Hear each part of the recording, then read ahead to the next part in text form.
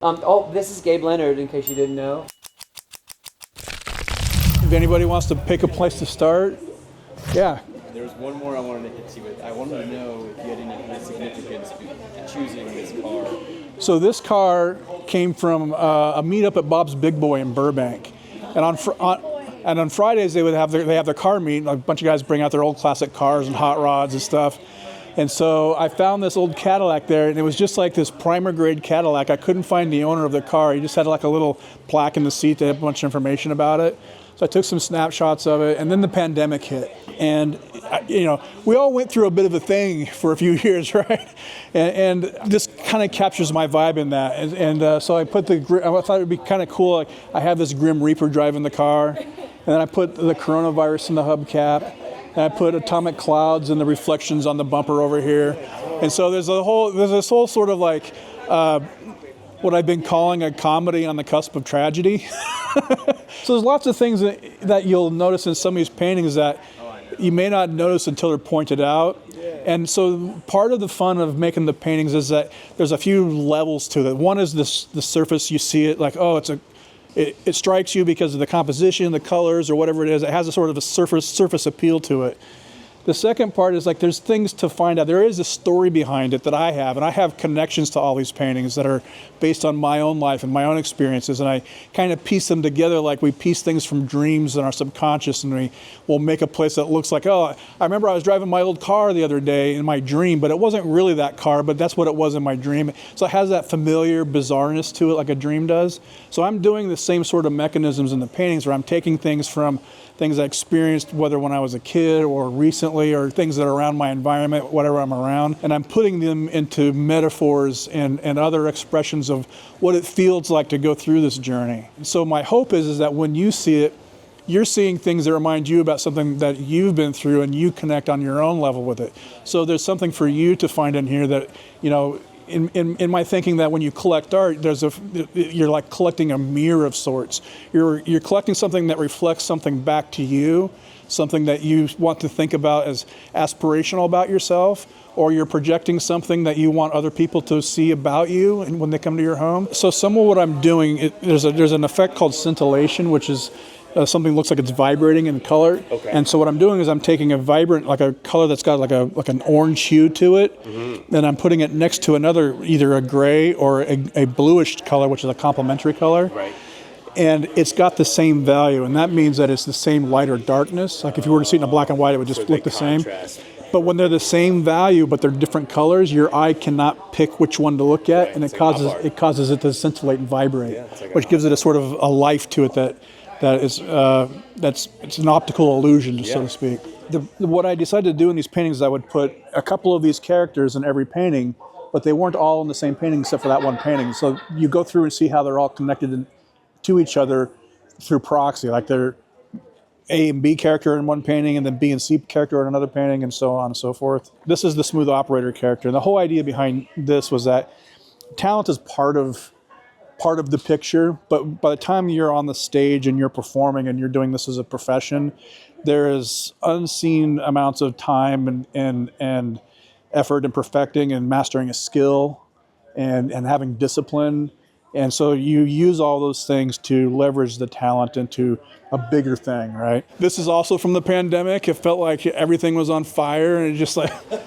This came out of the pandemic. It was a commission for Four Horsemen of the Apocalypse, and I thought it'd be cool to put them on motorcycles. One of the things that I thought when I was making this painting was that it would be a lot more dark and sort of foreboding.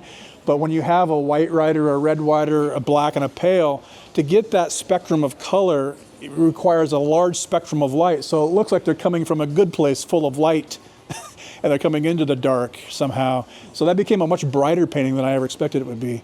It's a discovery. I don't know what it's going to look like when I start.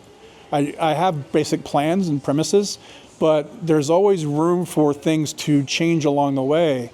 And so it's not so much of how do I control this to make it look exactly like the thing it's supposed to look like, but how do I sort of navigate this sort of idea I have so that it expresses something that feels like I want it to feel. So I'm going from a place of how it strikes me at sort of a core level rather than worrying about Does it have all the right detail in all the right place? And so we go back to the kid character and the boss, and so they're playing blackjack. And this is sort of a study of smaller paintings that lead up to the bigger one, where you're kind of getting introduced to the character, the professional. This guy is a professional blackjack player, and he's here with this guy playing with this guy's money. This guy is the boss character. And then to understand the game, if you look at this, you can see the interaction going on. Like this guy's, what the hell are you doing? Yeah, but if you look at the cards, he's hitting on 18. He's hitting on 18. You got and this guy is like taking a drag of a cigarette while he's just tapping on. He's like, yeah, hit it. Right. And then he gets a 3. He's counting the cards. Yeah.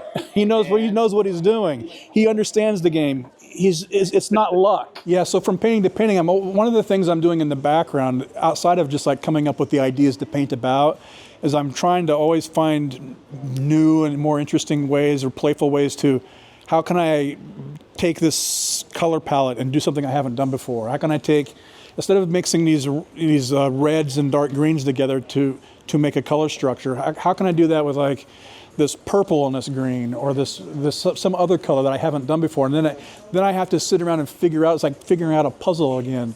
So I'm experimenting on a lot of the work I do. It's always searching for some other thing I can do with it, and that's part of keeping my interest in my work. It's not just like the subject matter. It's the means and methods of how I produce the artwork, whether it's the kind of brushes I'm using, the kind of palette. If I'm using palette knives, different tools, I might experiment around with different types of pigments. I might experiment with different types of substrates, which means like canvases, like different types of way the surface is prepared. All these things that I keep evolving as I go through this. I think it's what we do in anything that we're really interested in. We find something that's working, and then we try to find ways to focus on the working part and how we can improve on that, and then how we can bring things that are maybe where we're not as strong, and how we can take the same principles of what's working and find how to apply that to the things that are lacking in our work or in our whatever it is we're trying to do. And we're always in a moment of transition. Like we're standing right here, but we're shifting our weight from one foot to the other. We never sit still. So when I'm painting people, I want them in this sort of natural state of movement. Even if they're just sitting there, they're sitting there in a particular way. We're reading body language. We can see how people are thinking by the way they compose themselves. Or I'll be at the park, people are throwing frisbees or something. You start drawing people that are in movement doing stuff. It gets you away from copying something, like you're trying to make something look exactly like it looks. Even if it's just like the patterns in the smoke or the texture in the background, it's like there's something that's fun to look at. It just keeps you sort of puzzling over. Like the favorite paintings that stand out to me are the ones where I can't quit looking at them, either because there's something mesmerizing in the surface what's going on, or because there's a mistake I can't ignore. No, there is no mistake. There's only happy accidents. Bob Ross was right. If you want to learn how to paint, you can just watch his videos. He gives all the secrets away. He doesn't get all the secrets, but he gives all the basics for it. So my fiance calls "Guy Gets His Shit Took," and this is her favorite painting, and we have it in our place.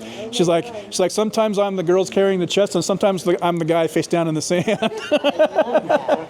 I'm sitting here trying to make something, force it into working, and I'm just fighting myself. Yeah. And I think that's one of the biggest lessons I learned in making these paintings is when something isn't working, you can't just manhandle it into place.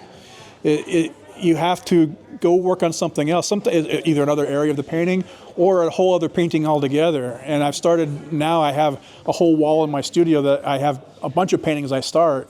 And the ones I continue with are the ones that keep working, and the ones that are going to be a lot of fight and struggle with, they just get shelved to the side until I figure out what to do with them later. So I'm not wasting a bunch of time working on things, trying to get things finished that aren't cooperating with me, so to speak. Smart move right there. Yeah, so I work in groups of paintings, and then I bring them all up to a certain level, and I find the things that are working. And then sometimes what's working in one painting is the solution for this other painting that I've been working on, trying to figure out what it was. Often what I find myself doing lately is I just go in and I figure out the colors I want to use, and I just start mixing big piles of paint and just having fun with what colors look good together. And I start with small little scraps of panel, and I put those together, and I just I'm just goofing around, and then I start stumbling onto things that work. I'm like, oh, I like the way that works. I'm going to take that a step further.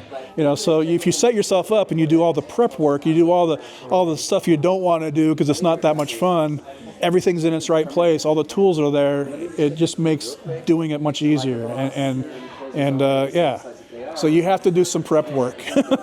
I'm bringing all these experiences I have of being in the environment, being in the prairie, being in a city, and I'm bringing them and combining them into these other worlds that are sort of bizarre, like dreams, like I'd mentioned, but also sort of they're familiar because they have all of they have things that we recognize that we can kind of say, I've been there. That reminds me of this, or I know somebody who's like that, or the particulars of our story are all unique to us, but the commonality of the experiences we have and the emotional impacts of those experiences, I think, are a commonality, and I hope that's where we can connect through the art. And then when we can share that with others, we can connect. We all have our own things that we do well, and we all can pull those things together and make something together. Mini, miny, mo. Just hand this out to you guys. Hand this one out to you guys right here. And yeah.